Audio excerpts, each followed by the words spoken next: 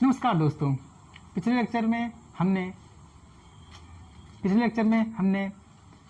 Physics की एक नई शाखा प्रारंभ की थी। उसका नाम था वैद्युत या इलेक्ट्रो से। तो उसमें हमने एक नया पार्ट शुरू किया था विद्युत क्षेत्र के ऊपर, और उसमें हमने कुछ ये जाना था कि बिजली का एक छोटा स्वरूप जो कि आवेश होता है, वो आवेश हमारी ज़िंदगी में अक्सर होता है मगर हम इस पर कभी गौर नहीं करते हैं।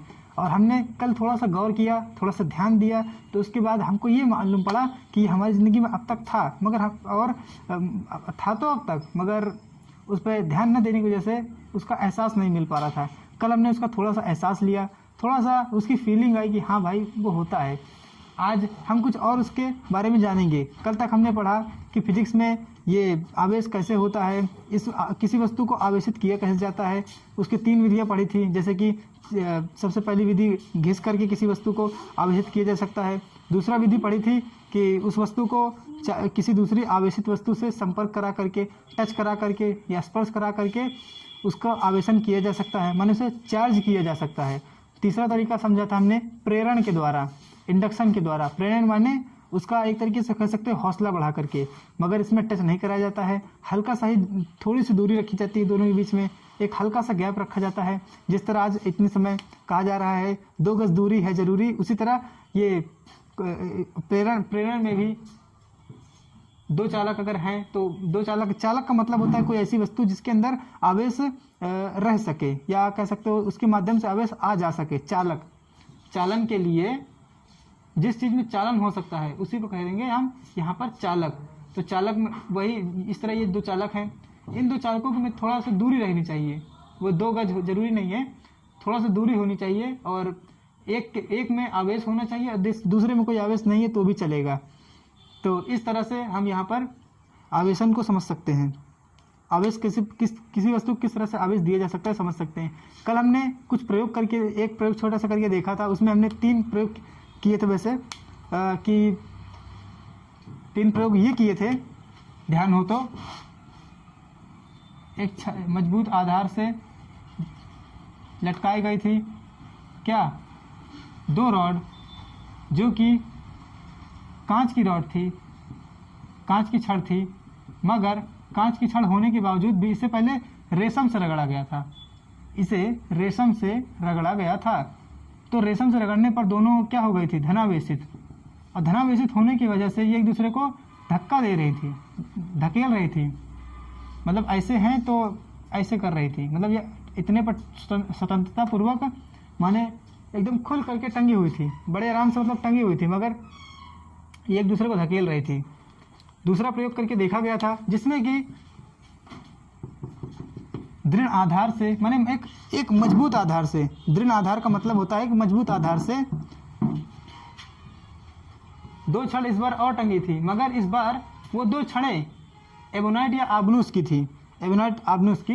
ये वाली छड़ें क्या कहते हैं, बिल्ली की खाल से रगड़ी गई थी, तो इसलिए ये ऋणावेशित हो गई थी।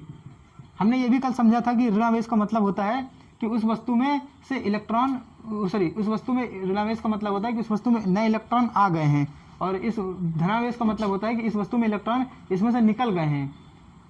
बताया भी गया था कि प्रोटॉन और इलेक्ट्रॉन नाम के कण होते हैं, जिनमें से ये पॉजिटिव होता है या नेगेटिव होता है, और ये किसी भी पदार्थ के अंदर पहले तो बराबर मात्रा में रहते हैं, तो वो पदार्थ पहले तो उदासीन रहता है, उसमें कोई नेट टोटल कोई मतलब कुल मिलाकर के इसमें कोई आवेश नहीं रहता है, ना धनावेश ना ऋणावेश, क्योंकि दोनों ही आवेशों के जो वाहक हैं, बोले तो प्रोटॉन या न्यूट्रॉन, प्रोटॉन या इलेक्ट्रॉन, वो दोनों संख्या में बराबर होते हैं, एक संख्या में बराबर होते हैं, तो इसलिए कुल आवेश इसमें 0 होता है।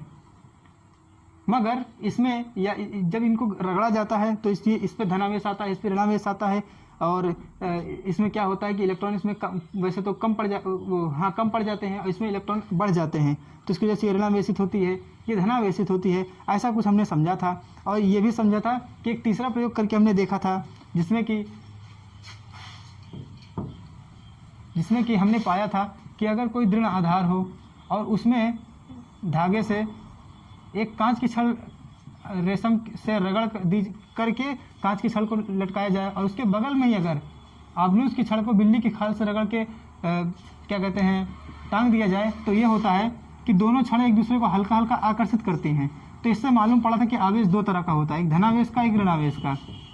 क्योंकि अगर एक ही तरह का आवेश होता तो वो एक ही तरह का प्रभाव दिखाता, माने या तो वो खींचता ही या तो वो धकेलता ही। मगर दो तरह के आवेश होते हैं जिनमें से जो समान तरह के आवेश होते हैं, माने धनात्मक आवेश को दूर धकेलता है। तो इसका मतलब यह कह सकते हैं कि प्रतिकर्षित करता है। ऋणात्मक आवेश को वो भी धकेलता है, क्योंकि समान प्रकार के आवेश हैं। ये भी एक तरीके से कह सकते हो प्रतिकर्षित करते हैं। मगर जो धनात्मक और ऋणात्मक, इनका आपस में कोई जोड़ बनता है या कोई मतलब संयोग बनता है, तो वो एक दूसरे को खींचते हैं। और जब ये एक दूसरे को खींचते हैं तो इसका कह सकते हैं मतलब कि आकर्षित करते हैं। शुद्ध हिंदी में बोला जाए तो आकर्षित करते हैं। माने पॉजिटिव और पॉजिटिव चार्जेस के बीच में हमेशा ही रिपल्सन होता है। थोड़ा इंग्लिश भी आप सीखते रहिए, इससे आपको फायदा मिलेगा। रिपल्सन होगा। मगर जो अलग अलग तरह के आवेश हो, माने पॉजिटिव और नेगेटिव, वो आपस में एक दूसरे को अट्रैक्ट करेंगे, आकर्षित करेंगे, अट्रैक्शन होगा इनके बीच में। तो इस तरह हमने कुछ जाना था कि एक तरीके से अब आज की जो पहली हेडिंग है वो है आवेशों के मूलभूत गुण। वैसे आवेशों का एक मूलभूत गुण यही अपने आप में खुद ही हो गया, जो कि कल आपने पढ़ भी लिया कहीं ना कहीं। मतलब आप समझ सकते हैं कि फिजिक्स में एक बड़ी रोचक बात होती है कि आप पढ़ते भी जाते हैं, समझते भी जाते हैं, मगर आपको इसका एहसास नहीं होने पाता है। ये फिजिक्स का एक छोटा सा जादू ही समझिए। फिर हम आज आवेशों के मूलभूत गुणों में से पहली हेडिंग लेते हैं, आवेशों का संरक्षण। आवेशों का संरक्षण छोड़िए, अब पहले ये समझिए कि संरक्षण ही क्या होता है। सबसे मेन इंपॉर्टेंट चीज संरक्षण। देखिए संरक्षण का मतलब क्या होगा। संरक्षण का मतलब रक्षण, माने रक्षा करना, माने उसे बचा के रखना होता है। संरक्षण का मतलब हुआ बचा के रखना। जैसे कि कोई भी चीज हो, उसे मतलब एक बंद कमरे में जो हवा होती है, अगर उसे चारों तरफ से सील पैक कर दिया जाए तो उसके जो अंदर जो हवा है वो हवा न बाहर जाने पाएगी न अंदर आने पाएगी।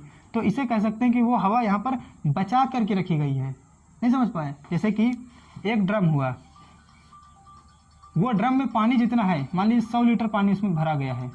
अब वो ड्रम पूरी तरह से पैक है।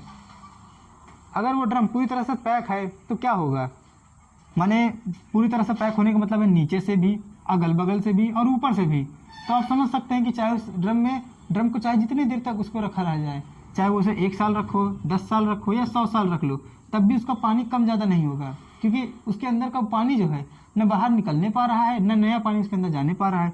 ड्रम पूरी तरीके से पैक है। माने ये इसमें यह कहा जाएगा कि इसमें 100 लीटर पानी बचा करके रखा गया है, बचा करके रखा गया है।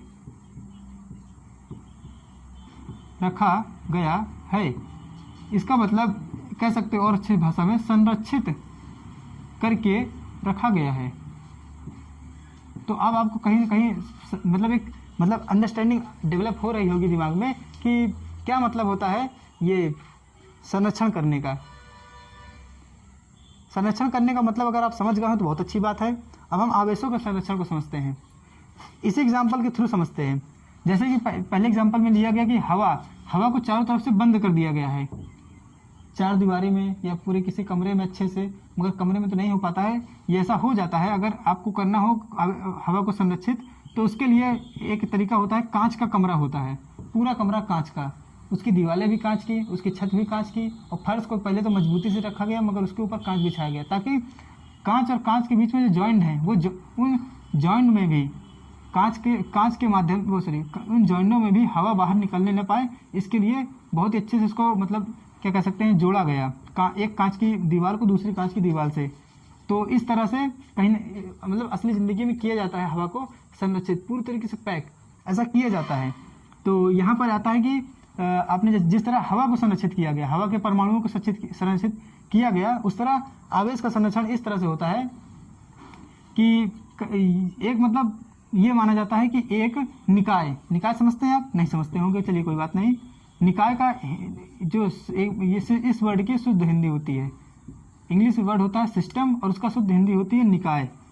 निकाय या सिस्टम माने कि एक, जैसे कि हमने एक ड्रम लिया, तो ड्रम के अंदर जो 100 लीटर पानी भरा गया, इस 100 लीटर के पानी के लिए ये ड्रम एक तरह का निकाय हुआ, माने ड्रम बराबर हुआ निकाय यानी सिस्टम। आप इस सिस्टम या निकाय को अच्छे से समझ लीजिए, क्योंकि ये फिजिक्स में कई जगह प्रयोग होगा ना, इसलिए। और पानी क्या हुआ, वो एक तरह का पदार्थ ही हुआ बस, या कोई भी मतलब वस्तु मान सकते हैं। तो निकाय ये होता है। तो हमने एक निकाय माना, उस निकाय के अंदर मान लीजिए कि अभी आवेश नहीं है, आवेश यहाँ पर शून्य है, टोटल आवेश शून्य है। और कुछ समय के बाद उसी निकाय के किसी छोटे से हिस्से पर कोई आदमी ध्यान दे रहा है, पूरे पर ध्यान नहीं दे रहा, केवल इतने पर ध्यान दे रहा है। इसमें पर उसे मालूम पड़ता है कि यहाँ पर 5 प्लस 5 का आवेश है। प्लस 5 अभी केवल आप प्लस 5 मानिए, इसका मात्रा बाद में ध्यान देंगे। तो प्लस 5 का आवेश यहाँ पर है, पूरे पर उसने ध्यान नहीं दिया, बस केवल इतने छोटे से हिस्से पर ध्यान दिया। तो उसे लगने लगा कि अभी तो आवेश 5 0 था, अब यहाँ पर 5 हो गया। मगर उसने जब वो पूरे पर ध्यान देगा तो उसे मालूम पड़ेगा कि अगर उस कमरे के अंदर इस भाग में, कमरे के इस हिस्से में 5 प्लस 5 का आवेश है, तो कमरे के किसी दूसरे हिस्से में -5 का आवेश होगा। माने अगर आप उसे इस कमरे को दूर से देखेंगे तो आपको समझ में आएगा कि +5 और -5 कुल मिला के कितना आवेश हुआ, टोटल 0। माने आवेश के संरक्षण का मतलब यहाँ से ये हुआ कि जितना आवेश पहले था एक सिस्टम के अंदर, एक मतलब बंद कमरे के अंदर, कमरा नहीं, एक बंद मतलब निकाय के अंदर, उतना ही आवेश बाद में भी होगा। माने पहले जितना आवेश रहेगा उतना ही आवेश बाद में रहेगा। ये कुछ होता है संरक्षण। संरक्षण को और अच्छे से समझने के लिए कह सकते हैं कि जैसे कि आपको कोई 100 रुपये दे, वो आपसे बाद में 50 रुपये ले ले, बाद में वो आपको 10-30 रुपये दे दे, फिर 20 रुपये ले ले, ऐसे ही कुछ करते करते आखिर में आपके पास शून्य बचे। और आप ये पाएंगे कि आपके पास पहले भी शून्य था, आपके पास पहले भी शून्य ही था। किसी ने आपको 100 दिया तो आपके पास 100 रुपये बढ़े, बाद में 50 रुपये घटे, फिर कुछ घटे, फिर कुछ बढ़े, मगर आखिर में वो आपसे धीमे धीमे करके सारे पैसे ले ले, तो आपके पास बचा कितना, शून्य। तो आप एक तरीके से संरक्षित हुए। संरक्षित का मतलब ये हो जाता है कि आप जैसा पहले थे वैसे अभी भी हैं। ये कुछ संरक्षण के मतलब गुण होते हैं।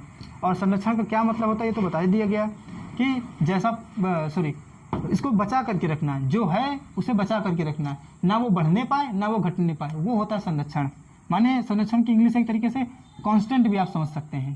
कांस्टेंट माने ना वो बदल रहा है, बदल ही नहीं रहा है, परिवर्तन नहीं हो रहा है, परिवर्तन नहीं हो रहा है,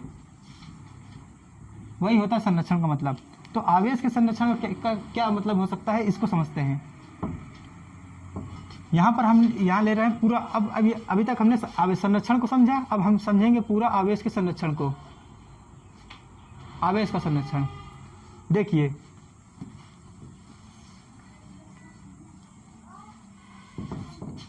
आवेश का संरक्षण किसी भी वस्तु में जो आवेश होता है, जैसे कि कल बताया गया था कि जैसे कोई वस्तु है, उस वस्तु को जब तक रगड़ा नहीं जाता, उसे प्रेरण नहीं दिया जाता, जब तक उसको किसी आवश्यक वस्तु के संपर्क में नहीं लाया जाता, तब तक वो वस्तु के अंदर जो प्रोटॉन होते हैं वो इलेक्ट्रॉनों की संख्या के बराबर होते हैं। ये होता है। तो टोटल जो कुल आवेश होता है, कुल आवेश वो क्या होता है, शून्य होता है।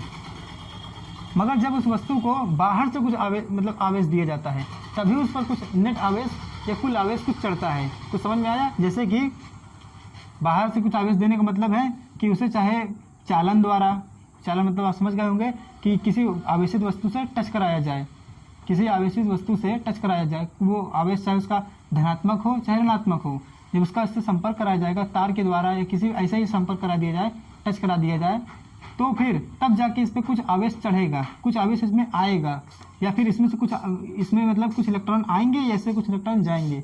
तो उस हिसाब से इसमें क्या होता है, आवेश आता है। मगर यहाँ पर संरक्षण का मतलब ये हो जाएगा कि इसका किसी से संपर्क न कराया जाए। संरक्षण का मतलब ये हुआ कि अगर इस वस्तु को एक वर्ड होता है विलगित निकाय,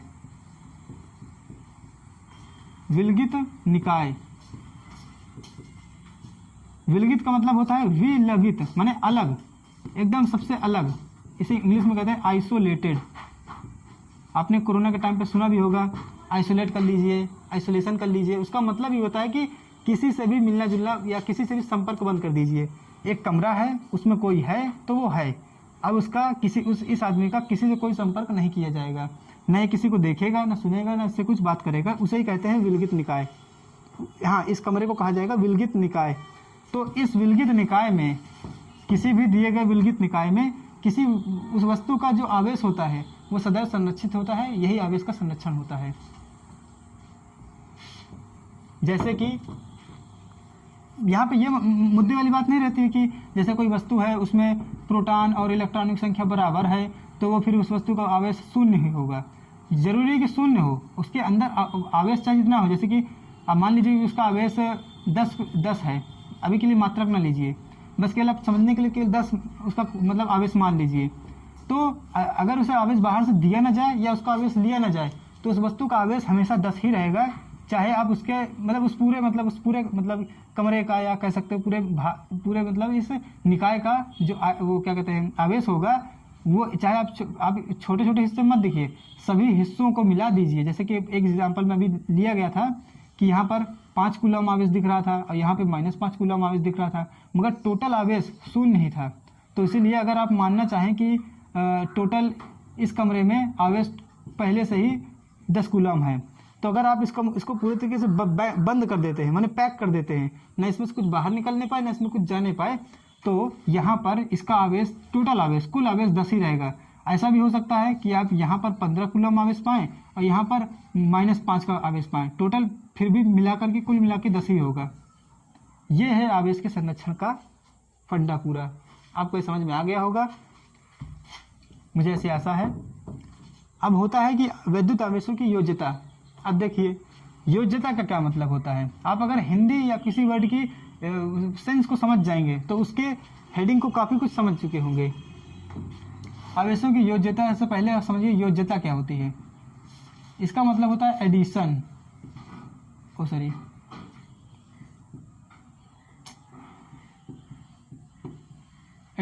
एडिशन माने जोड़ एक तरीके का, या योग से ही वर्ड बना है जोड़। तो योज्यता का मतलब है किसी चीज़ का किसी दूसरी चीज़ से जुड़ाव या जोड़ना, ये होता है योज्यता का मतलब।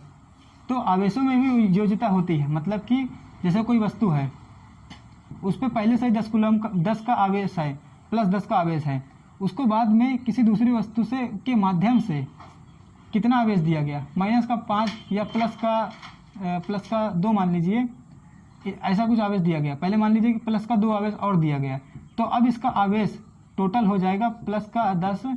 हाँ, आवेशों को जोड़ना ऐसा सीख भी लीजिए। आवेशों का जोड़ना सरल बीजगणितीय योग से आवेशों का योग होता है, योग विधि से। इसमें का आपको कोई बहुत ज़्यादा दिमाग लगाने की जरूरत नहीं है। जो बीजगणित आप योग करते हैं, जैसे कि +6 + 2 बराबर +8, +6 -6 + 2 बराबर -4, इस तरह आप जोड़ करते हैं ना, उसी तरह आवेशों का योग होता है। इसका मतलब आवेश जो है वो एक अदिश राशि हुई, क्योंकि इसमें दिशाओं का ध्यान नहीं रखना पड़ता है। आवेश एक इस माध्यम से अदिश राशि हुई है, ये भी एक भौतिक राशि ही। तो यहाँ पर जैसे कि मान लीजिए कोई वस्तु है, उस वस्तु पर पहले से ही 10 का आवेश है, +10 का, उसको किसी वस्तु के माध्यम से 2 को आवेश और दे दिया गया, तो टोटल उस पर +10 का आवेश हो जाएगा। मान लीजिए उसे दे दिया गया इस बार क्या कहते हैं -6 का आवेश, तो टोटल आवेश +10 -6 बराबर +4। आप ये जो क्लास 6 में जो ये योग करने का जो आपने क्लास 6 में जो ये नियम सीखा है, वही आपको आवेशों के जोड़ने में लगाना है। सबसे अच्छा तरीका यही है। आप क्लास 6 को थोड़ा सा रिवाइज कर लीजिए, आपको इसका योग करना अच्छे से आ जाएगा।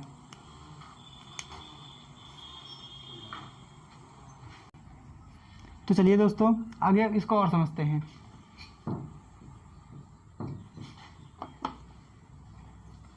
आवेशों की योज्यता और आवेशों का संरक्षण। वास्तव में ये जो आवेशों का संरक्षण या आवेशों की योज्यता है, ये दोनों लगभग एक ही जैसे हैं, क्योंकि थोड़ा सा मतलब इनमें रिलेशन है। रिलेशन क्या है थोड़ा सा समझते हैं।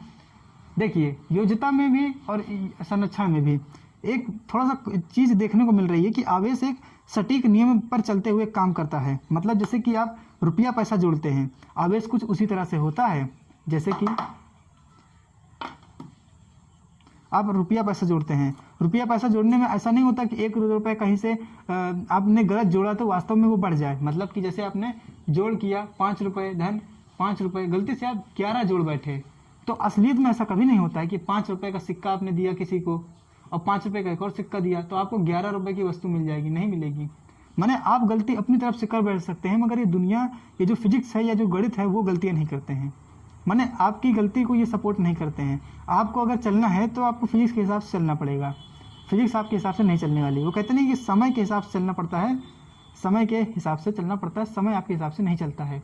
उसी तरह आवेश है, आवेश को जोड़ घटाना करना है तो आपको आवेश पर ध्यान देना पड़ेगा कि आवेश के साथ आप चलें। माने चलने का मतलब नहीं है कि मतलब आप उसके साथ दौड़ना भागना शुरू करें, मतलब आप उसके साथ एक तरह का कह सकते हैं कि सहभागिता निभाएं, समर्पण दिखाएं, डेडिकेशन दिखाएं कि आप जोड़ते समय किसी भी तरह का मतलब किसी और चीज़ पर ध्यान नहीं दे रहे हैं, बस केवल पूरा ध्यान इसी पर दे रहे हैं। इसी को कहते हैं समर्पण।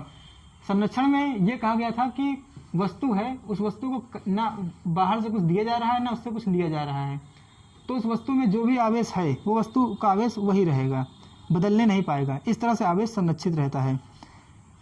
योज्यता में ये कहा गया था कि उस वस्तु में जो जुड़ता है, जैसे कि 10 है, इसमें +10 आवेश है, अगर बाहर से कुछ ना दिया जाए तो ये हमेशा +10 पे आवेश पे रहेगा।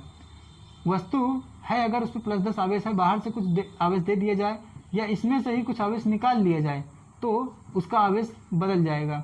और ये बदलने का काम के बदलने का जो मतलब पैटर्न है वो एकदम बीजगणित के नियमों के आधार पर होता है, एकदम सरल जोड़ घटाना करने के सरल नियमों के आधार पर होता है।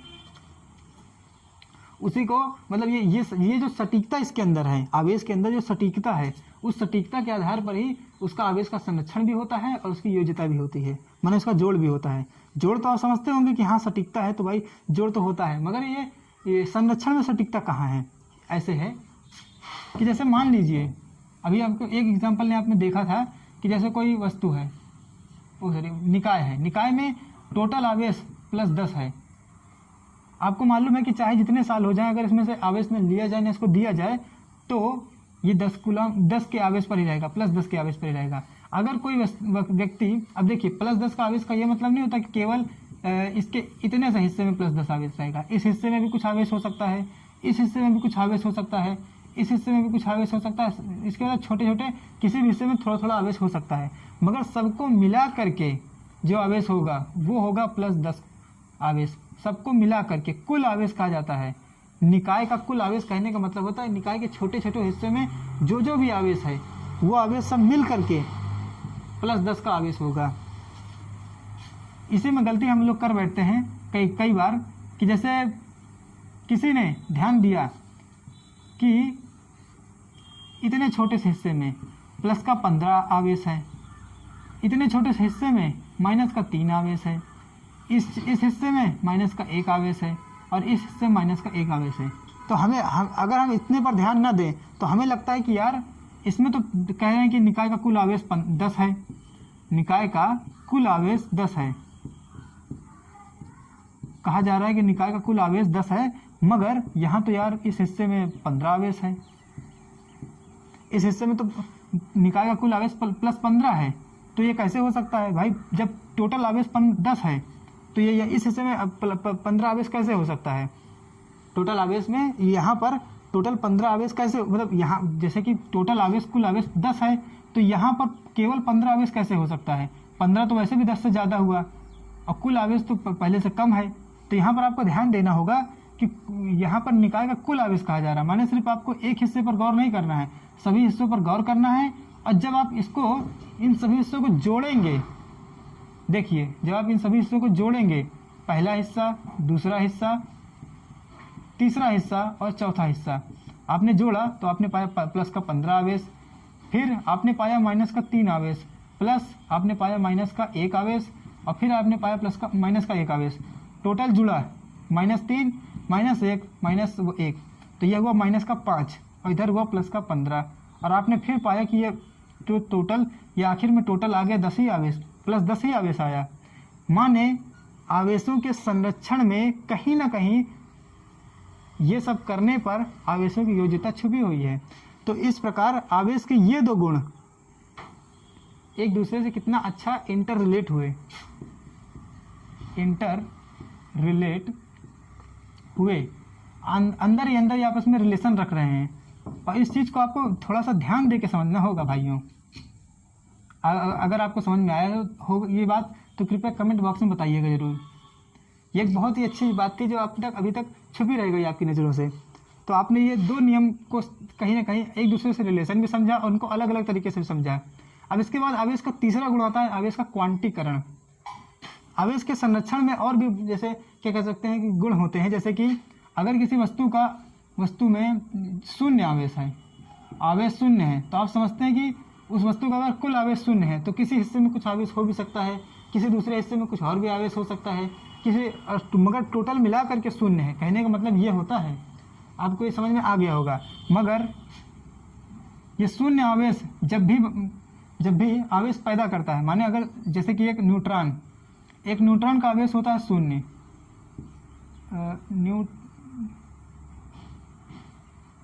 एक न्यूट्रॉन का क्या कहते हैं जो होता है ना आवेश, वो शून्य आवेश होता है।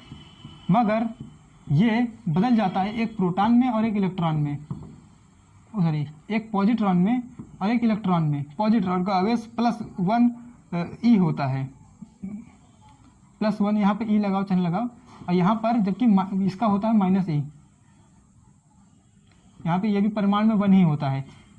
माने न्यूट्रॉन यानी कि शून्य आवेश कुछ इस प्रकार से बदलेगा कि ये +1 हो और साथ ही साथ ये -1 हो, ताकि इन दोनों का कुल आवेश लिया जाए तो वो 0 ही आवेश आ जाए, ये 0 ही आवेश आ जाए। देखा आपने, फिर से वही हुआ जो आवेश के संरक्षण में बताया गया था। मतलब आवेश का संरक्षण कुछ इस तरह से होता है, प्रकृति में ऐसा होता है। अगर ये दोनों आवेश आपस में जुड़ेंगे, ऐसा भी होता है कि कभी कभी कि एक पॉजिट्रॉन और एक इलेक्ट्रॉन आपस में योग करके एक न्यूट्रॉन बना बैठते हैं, तब उतने समय इस अभिक्रिया से पहले इसका कुल आवेश +1 ई होता है और इसका कुल आवेश -1 ई होता है, और टोटल आवेश इनको दिया जाए तो वो शून्य होता है। और बाद में भी जो न्यूट्रॉन बनता है तो वो तो आप जानते ही कि इसका आवेश जो होता है शून्य ही होता है। तो इसका मतलब यहाँ पर ये देखने में आया कि अभिक्रिया से पहले भी आवेश पहले शून्य ही था और अभिक्रिया के बाद भी आवेश शून्य ही रहा। ये कुछ इसी तरह रहा कि जैसे बताया था ना कि 10 आवेश है, उसको 10 आवेश इसमें थोड़ा सा अलग हुआ है, थोड़ा सा ऐसा नहीं कि यहाँ पर 15 आवेश है और यहाँ पे 2-3 आवेश है, सब जोड़ करके 10 बनेंगे।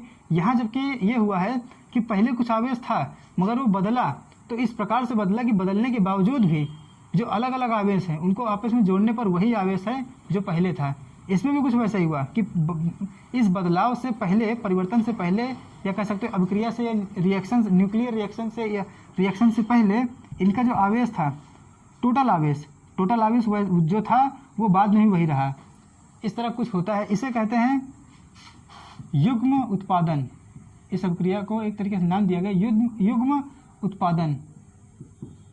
अब ये नाम क्यों दिया गया है, या युग्म का मतलब होता है जोड़ा समझते ना, एक जूता एक जोड़ी जूते, माने एक जैसे दो जूते, लगभग एक जैसे दो जूते, या एक जोड़ी मार्कर लगभग एक जैसे दो मार्कर। तो ये लगभग एक जैसे होते हैं द्रव्यमान में और आवेश के परिमाण में। एक है प्लस, इधर भी एक है इधर भी एक है, बस थोड़ा सा अंतर है कि प्लस में इधर है माइनस में इधर है, तो इसलिए इनको युग्म कहा गया है। युग्म माने एक जोड़ा, एक अच्छे से जोड़ा है ये लोग, तो इसलिए इस अभिक्रिया में इस जोड़े का निर्माण होता है, उत्पादन होता है इस न्यूट्रॉन के माध्यम से, तो इसलिए इसे कहते हैं युग्म उत्पादन। इसमें ये युग्म आपस में मतलब जुड़ करके अपने युग्म को खत्म करके एक न्यूट्रॉन बनाते हैं, तो इसमें इसको कह दिया गया युग्म विनाश अभिक्रिया, युग्म विनाश। इसे कहते हैं पेयर प्रोडक्शन और इसे कहते हैं पेयर डिस्ट्रक्शन। तो इस तरह की क्रिया भी अगर होती है तो भी आप देख पाएंगे कि संरक्षण ही हुआ है आवेश का।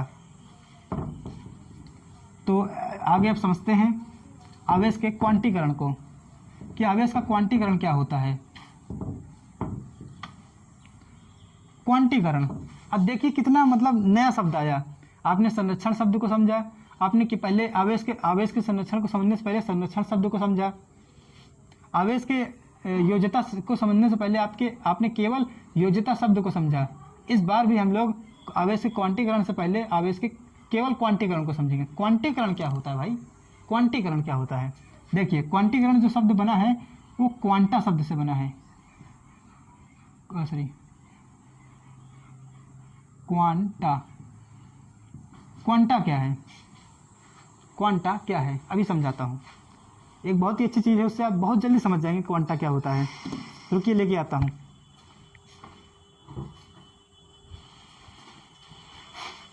इसे सब गांव के सभी लोग समझते होंगे क्या है।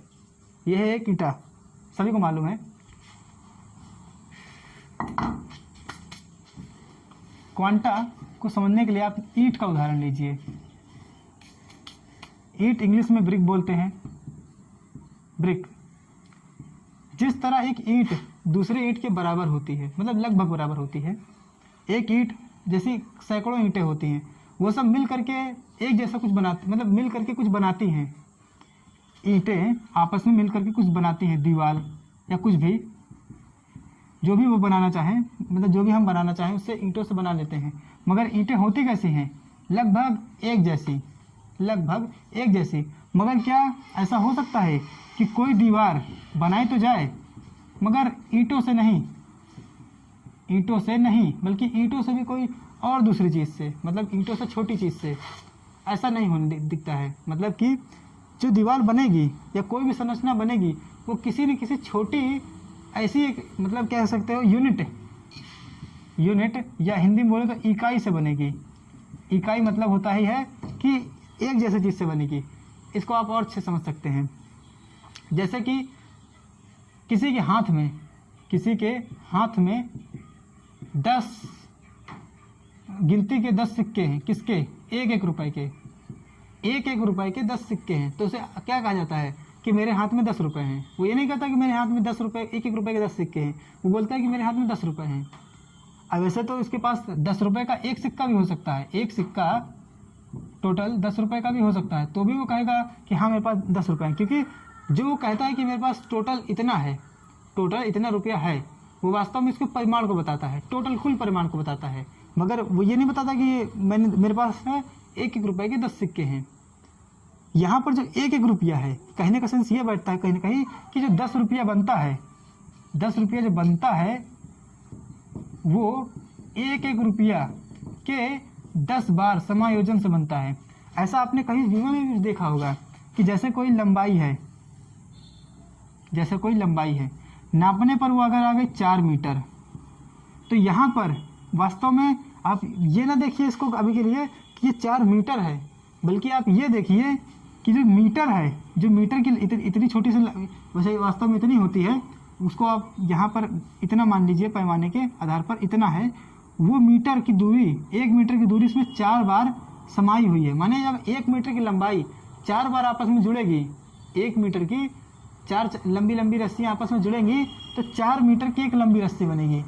माने मीटर क्या हुआ यहाँ पर? एक यूनिट, मात्रक, या कह सकते हो ये क्वांटा का यही मतलब होता है कि एक छोटी सी, बहुत छोटी से छोटी इकाई जिसको अब बाद में नहीं तोड़ा जा सकता। माने मीटर से छोटा नहीं बना सकते हो, ईंट से छोटी नहीं बना सकते हो, 1 रुपए के सिक्के से और छोटा नहीं बना सकते हो, क्योंकि वो ज़्यादा काम में नहीं आ पाएगा। तो वो छोटी से छोटी इकाई जिसको कि मिला करके और बड़ी संरचना बनाई जा सकती हैं, मगर उस और छोटी इकाई, उस इकाई को और छोटा नहीं बनाया जा सकता है, वही होता है ये। और इसी को ले करके फिजिक्स में कई जगह इसका इस्तेमाल हो जाएगा। सबसे पहले तो आप इसी में होगा आवेश का क्वांटीकरण। तो आवेश की एक छोटी से छोटी यूनिट होती है, उससे छोटी यूनिट नहीं होती है। इसका प्रयोग करके देखा भी गया है कि आवेश का एक बहुत ही छोटी यूनिट होती है, उससे छोटी नहीं होती है। वो यूनिट होती है, उसे कहते हैं स्मॉल ई से प्रदर्शित करते हैं। इसका मान कुछ होता है 1.6 × 10⁻⁻19 कूलम। कूलम क्या है? कूलम आवेश का क्या कहते हैं? मात्रक है।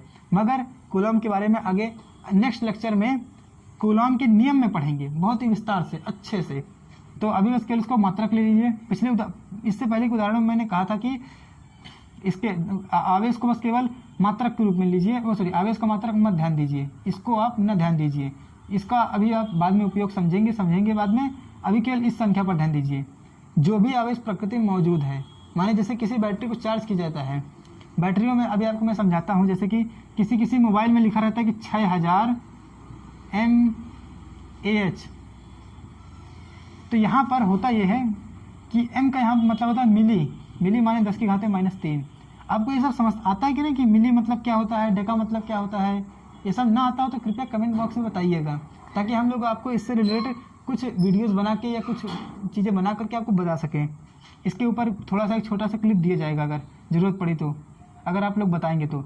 एम्पियर, यहाँ पे एम्पियर होता है ये, और एच का मतलब होता है आर माने 1 घंटा। अब आप कहोगे मैंने कैसे पता कर लिया कि एक हार का मतलब 1 घंटा, यहाँ तो 1 नहीं लिखा है। आपको मैंने कई बार समझाया था कि जब 4 मीटर लिखा होता है तो उसका मतलब होता है 4 × 1 मीटर। गणित यहाँ पे लगी है मगर लगाता कोई नहीं, समझता कोई नहीं, मतलब इसको दिमाग से सोचा जाता है। ये कोई ऐसी चीज़ नहीं कि कहीं किताब में लिखी, पढ़ लिया और समझ के बता दिया, नहीं, इसको सोचा जाता है। फिजिक्स इसी तरह से पढ़िएगा। अगर आप इस तरह से पढ़ेंगे तो आप निश्चित ही कुछ तो कर ही लेंगे ज़िंदगी में। तो यहाँ पर 1 घंटा है माने ये है 6000 मिली एम्पियर इंटू 1 आवर, क्योंकि 1 का इसमें गुणा भी होगा तो 6000 ही बना रहेगा, इसीलिए यहाँ पे 6000 है भी और लिखा भी जाता है। तो अगर ये लिखा है तो इसका यहाँ पे मतलब हुआ कि इन दोनों का आपस में गुणा कर लीजिए। यहाँ पे एक थोड़ा सूत्र बताना चाहूँगा, आपने ये सूत्र कहीं पढ़ा भी होगा कि आवेश बराबर धारा गुणे समय।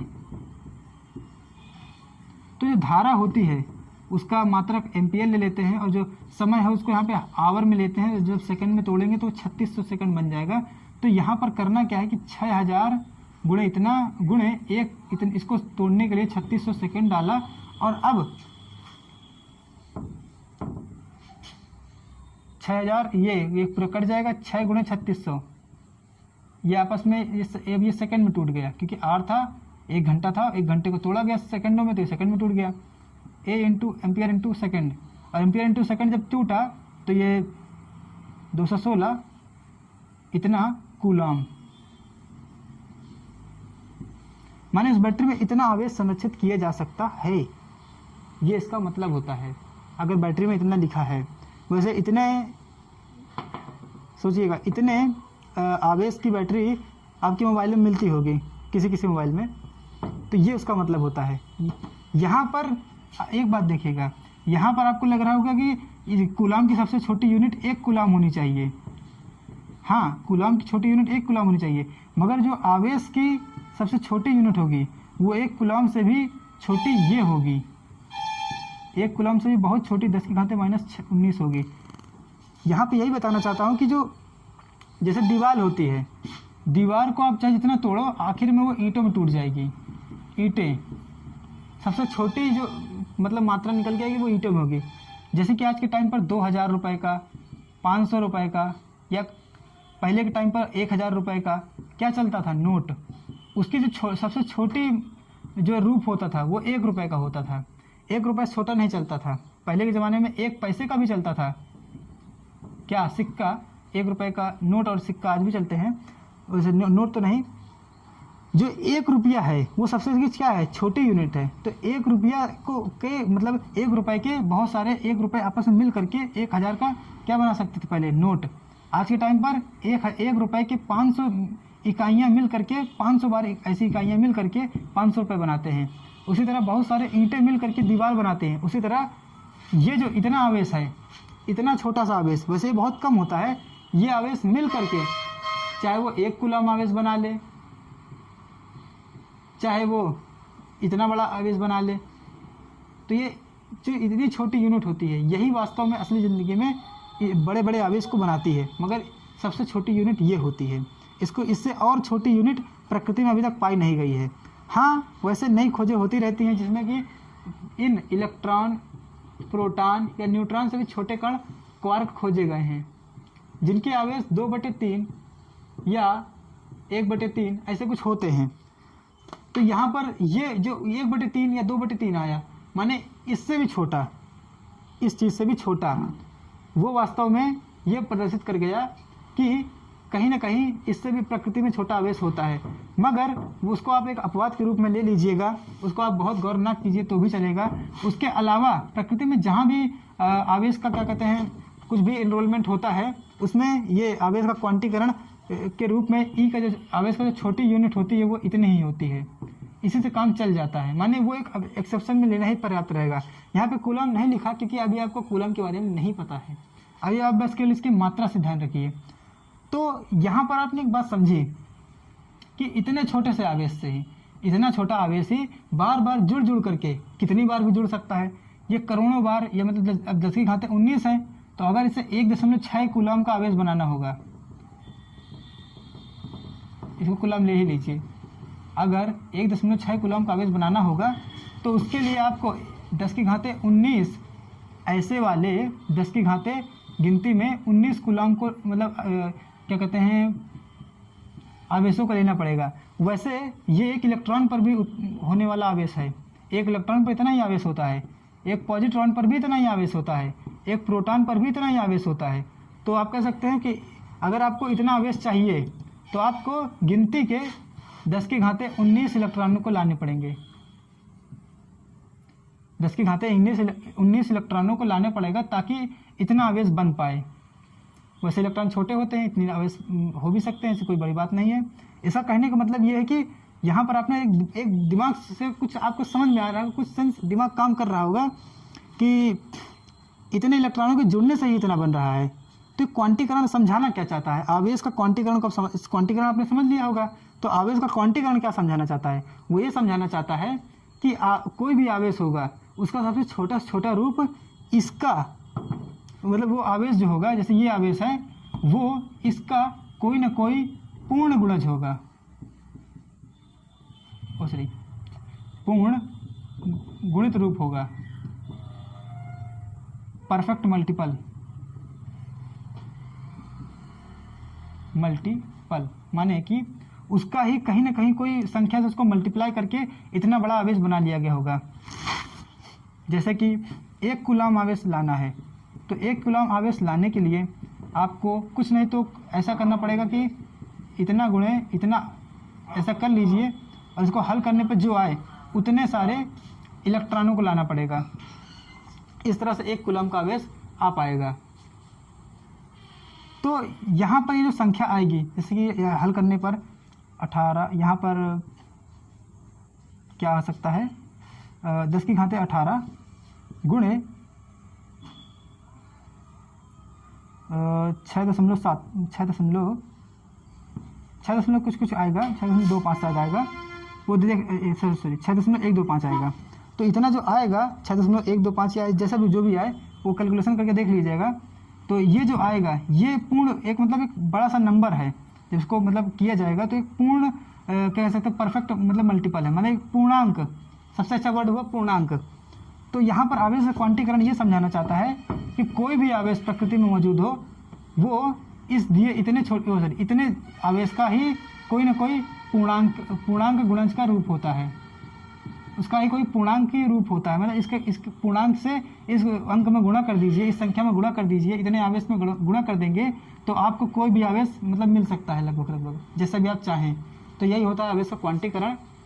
इसकी परिभाषा आप समझ लीजिएगा कि आवेश का क्वांटीकरण ये कहता है कि प्रकृति में प्रत्येक आवेशित वस्तु पर आवेश एक निश्चित छोटी न्यूनतम इकाई का ही पूर्ण गुणक होता है। वो जो इसे हम मूल आवेश भी कहते हैं, मूल आवेश, फंडामेंटल चार्ज। तो ये फंडामेंटल चार्ज कहते हैं। और इसे ई से ही प्रदर्शित करिएगा। ये अभी ई यहाँ पर इलेक्ट्रॉन नहीं है, ये इलेक्ट्रॉन नहीं है, बल्कि ये बस केवल इसका एक मतलब प्रतीक है। तो आवेश मतलब आवेश का ये जो पूर्ण प्रकृति मतलब ये पूर्ण छोटा सा रूप है, ये इसका आपस में मिलना और मिल करके एक बड़ा सा आवेश बना ले जाना, यही सब आवेश का क्वांटीकरण को दर्शाता है। तो आप आवेश क्वांटीकरण को समझ गए होंगे। अब इसके आगे थोड़ा सा पदार्थों के प्रकार को समझ लेते हैं। ये ज़्यादा सिलेबस में नहीं है, इसलिए मैंने उसको छोटे से हेडिंग में लिया है। पदार्थ अपने बिजली के गुण को मतलब जैसे कि आप कुछ वस्तुओं को जानते होंगे जिन वस्तुओं में बिजली दौड़ सकती है, या कुछ ऐसी वस्तुएं जिनमें बिजली नहीं दौड़ सकती है। बिजली का मतलब हुआ आवेश। वे वस्तुएं जिनमें बिजली आसानी से गमन कर सकती है, उन्हें चालक कहा जाता है। जैसे कि हमने कल उदाहरण में बहुत सारे चालक लिए थे, कांच की छड़ और ये सब, अबनुस की छड़, बिल्ली की खाल, ये सब, तो ये सब चालक कहलाएंगे। अचालक, जिनमें कि विद्युत धारा या आवेश आसानी से गमन नहीं कर सकता, या जो वो जो वस्तुएं जो आसानी से आवेशित नहीं हो सकती हैं, उन्हें अचालक कहेंगे। जो वस्तुएं बहुत ही कम प्रयास में मतलब आवेश को धारण कर लेती हैं या आवेशित हो जाती हैं, उन्हें चालक कहेंगे।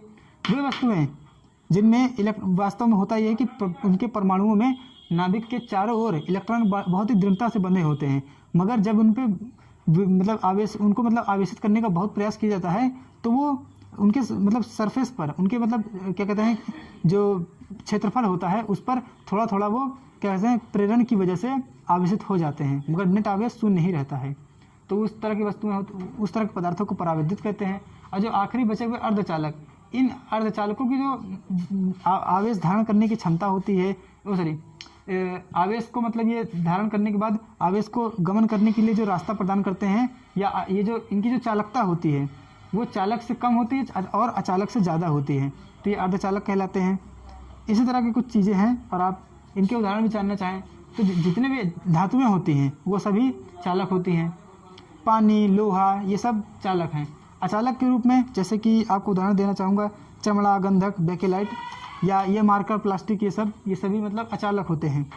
परावैद्युत के बारे में आप पूरा एक पाठ ही पढ़ेंगे, मगर कुछ उदाहरण देख लीजिए, जैसे कांच, मोम, रबड़, कागज, अभ्रक, ये सब परावैद्युत होते हैं। और अर्धचालक में सिलिकॉन, जो ये मोबाइल होता है, इसमें जो प्रयुक्त होते हैं, क्या कहते हैं, मदरबोर्ड या जो भी इसके छोटे छोटे पार्ट्स होते हैं, वो सब सिलिकॉन या जर्मेनियम, नहीं समझे, इन सब चीज़ों से इस तरह के धातुओं से बने होते हैं, उप धातुओं से। तो आज का लेक्चर यहीं पर कुछ ख़त्म करते हैं, ताकि आगे कुछ और अच्छा समझ पाएँ। कल का लेक्चर बहुत ही इंपॉर्टेंट होगा, जो कि हम पढ़ेंगे कूलाम के नियम पर, ताकि हम इस कूलाम को अच्छे से समझ पाएँ। ये मात्रक क्यों रखा गया, क्या रखा गया, कैसे रखा गया, इसका मात्रक का मान, एक कूलाम में कितना मतलब इलेक्ट्रॉनिक संख्या होती है, ये सब हम कल जरूर निकालेंगे अच्छे से। कल हम कूलाम का नियम पढ़ेंगे। आशा है आपको ये वीडियो अच्छा लगा होगा। धन्यवाद।